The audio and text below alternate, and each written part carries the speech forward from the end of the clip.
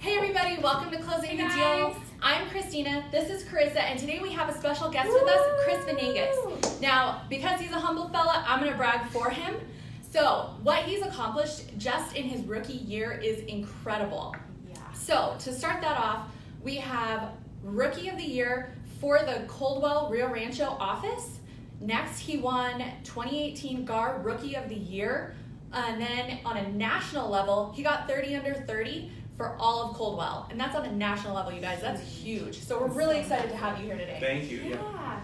So I'm going to take over a little bit here. You know, here at Closing the Deal, we want to bring industry insight, news, everything. So if you're a newer agent too, or maybe an older agent, we just wanted to highlight how awesome his year was and to learn from you. You're obviously doing something super right, which is we really want to pick his impressive. brain. Yeah. So I just wanted to start off with tell us kind of just your background, just you a little bit, kind of where you came from, what got you into real estate, how you got started, just kind of your backstory a little bit. Okay, yeah, my bringing up is a little unorthodox. I graduated high school in 2017. Right after that, in one semester of college, I told my parents I would try one semester just to say I didn't like it. I did it. I got all A's. It just wasn't for me. Still didn't like it. It just wasn't for me. So after that, I wanted to buy rental properties. I thought it'd be a great investment idea. And the problem was I was out of high school with no money, so I had to get a job. So I got something with real estate involved I could learn with to help with the rental properties eventually. So I went with real estate and became a realtor that following year. Awesome. So, yeah. Oh, good for you. Yeah. So how did that process look, going through the licensing, choosing a brokerage? What was kind of your thought process? Well, as far as choosing a brokerage goes, I thought to myself, without doing any research, I wanted to kind of just do a real raw idea. And I thought, who do I think of when I think of real estate? And the first person I thought was Coldwell Banker, because all over town, he got all these big blue signs everywhere. So I pretty much went with him based on that alone, just because that's who I thought of. And I had no idea about real estate before that. So I went with that. As far as getting licensed, I went through the normal route everyone has to do no matter what brokerage you choose. You got to pass a test, which could be a little tedious. I had to take it a few times, but everyone has to take it a few times. Yeah, I was going to say, that's what I hear. yeah. But it was definitely worth it, and it was pretty fun to do. Awesome. So you said investment, kind of that sort of thing. So who, with that in mind, who did you target your first year? Who did you choose to go after? How did you start finding your niche in that Putting your name out there.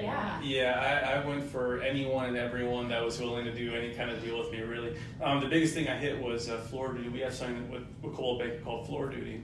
What that is if someone's allowed to answer the phones, you sign for certain slots during the week, and if someone calls saying I want to buy or I want to sell a house, you get that call to that agent that's on floor. So I went very heavy on the floor that first year and got a lot of deals off there. Open houses was another big one too, and they were all real raw people I'd never met before. It wasn't from family or connections. It was all people I met for the first time. So you weren't even really using your SOI? No, it wasn't. Friends or family. Yeah, it was not very much SOI driven. I had maybe 2 deals off of SOI. That was it that whole year. Wow, Yeah. that's cool. Yeah. Okay, so let's go down that road for a little bit. How did you work that without knowing the person? You're on the phone. You're also a new agent. Do you have tips on confidence, what to say? How did you work that? How did you turn those calls into I didn't.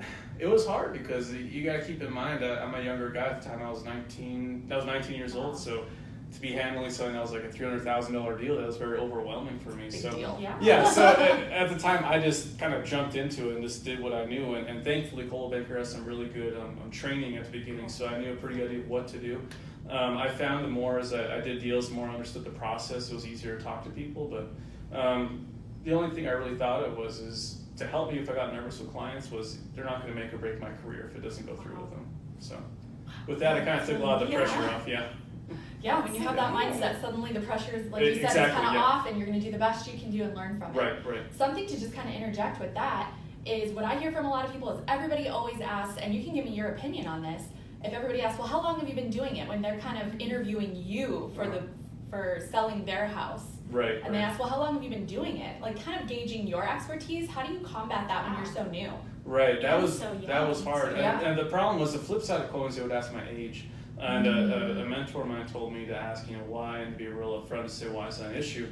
But I found the more and more I understood the process, people didn't take me as a newbie, and I didn't try to tell them I was a newbie in any way. I didn't want them to Sure. think that. So the more I presented myself so confident, I had a pretty good process understanding and a good system in place, people started asking less and less. But I think it's just part of starting a job. People are going to ask, and you just got to work around it. One thing I did tell a lot of people was I'm young, I'm hungry, I'm aggressive, and I want this. I'm not some agent that's been in business 30 years. That's just like whatever. I wanted the deal.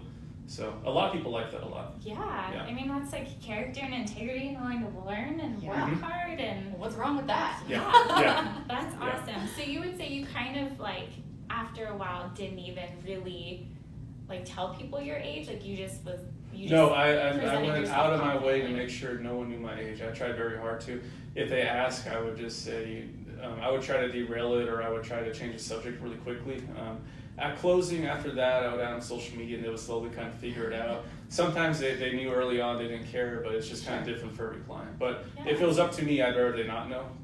As of now, where I'm at now and how much I know about the process, I don't really care if they know or not. Sure. But there's when I started, I didn't want them to know. Awesome. So talking about your first year, what is a mistake that you made that you're willing to share? A mistake I made. And how you learned from it. Right.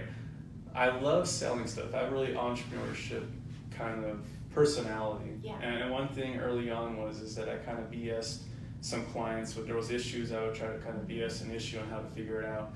And I learned my very first deal early on, you cannot do that. You just can't do that. Learn quick. And for obvious reasons why you can't do that. And the problem was I just didn't want to tell my clients bad news. I hated telling them that kind of stuff. It's hard. Early on, though, I figured it out, and I'm so glad that they were my first client. She was a coach, and she was real nice about it, and she was real blunt and told me you can't be doing that. After that, I fixed that problem right away, but that was probably the biggest thing, is just be honest with clients, good or bad news up front. Sure. Yeah. It's like instinct to want to kind of glaze over it the best you can. Right, yeah. Then you kind of set the wrong expectations towards the end. Yeah. And most people can handle it. Like, it stinks and you don't want to hear it and it's disappointing, but like respecting that other person enough to be like, hey, this is what's going on. Right. And they would appreciate knowing. Very much so, also yeah. presenting some options to kind of fix it. Yeah. The actions you're going to take. Yeah. Okay, so how did you talked about like doing the floor duties, we've kind of talked a little bit, but like outside of like the office, how did you market yourself in your first year? I really didn't. Marketing myself has been something I've done this year heavily. My first year, I went to family, friends, people I knew kind of threw my card, my name out there, but I didn't get much return off of it. And also because I didn't really know what I was doing per se at the time. Other than that, it was really just open house and just meeting people face to face and getting that connection with them. Awesome. Okay, then let's talk open houses. How did you convert somebody walking through a house to, hey, let's do a deal together? Like, let me help you buy or sell your home. Right. Well, I think part of it was that I was so dang excited and I wanted a deal so bad. And every month I would tell myself I got to get at least 2 deals a month, at least 2 deals. So every time someone walked through, I'm like, this has to be one of them. I need a deal this month. And not to pressure into buying a house, just saying I need to make that connection. I needed to do it. And I would talk to them and I would have everything prepared. Open houses, people generally don't buy the house that they're going to go see. Right. It just never happens. 1 in 100 maybe. So what I do is I print out the MLSs of all the other houses in the area. That's a pretty key thing I do that helps out, and I show them, hey, if this house doesn't work for you, so you're looking for a 3-bedroom house, check this out. I have 2 right here we can look at. What about, I'm done here in 3 hours. That's a good idea. Yeah. And from there I'll meet with them then. I had a buyer's book. I get all my buyers.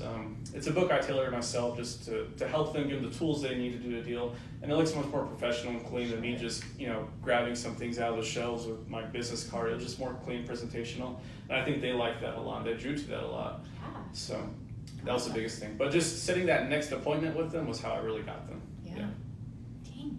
Yeah. That's a great idea. Right? I'm going to start telling people that. Have me your thing. That's okay. Awesome. Stealing his secrets. I know. Okay, so new advice, a new agent. I just got licensed. I'm in my office.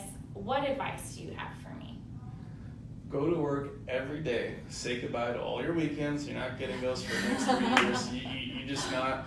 You have to work really hard hours and you have to be consistent with what you do. And those are the 2 biggest things. You're consistent and you show up to work every day. I think you'll be golden.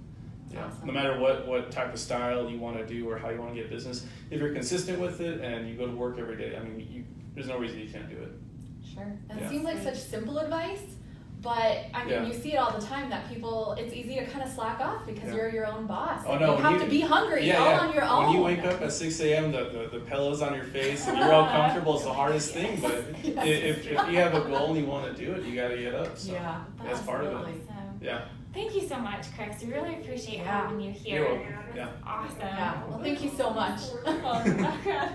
Well, we're gonna wrap up. Make sure to tune in next Monday again. We're gonna have another video. We actually have some more guests lined up soon too. Yes. Make sure to check back with us. Again, Chris, we're so Thank you grateful so for your much. time. Thank you guys. I hope you guys can learn something from it. Please make sure to share it to a new agent that you know, or maybe an older agent who just needs that reminder of like why you did it in the first place. But we'll see you guys next Monday. Bye. Bye guys.